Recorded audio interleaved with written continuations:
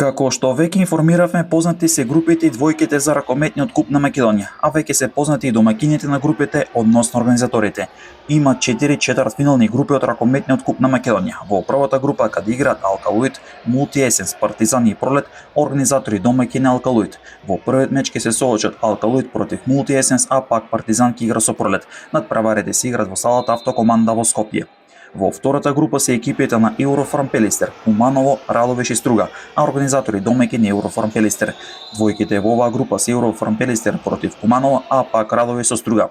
Во групата 3 домаќин организатор ќе биде Eurofarm Пелистер 2, а надпреварите се играат во спортската сала Боро Чурлевски во Битола, каде Вардар ќе игра со Бутел, а пак Борец со Eurofarm Пелистер 2.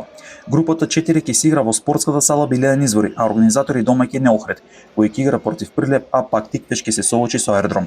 Надпреварите се играат овој викенд на 26, односно 27 април, а победниците од двете полуфиналиња ќе играат финале на групата, со што победниците од групите на завршницата од купот.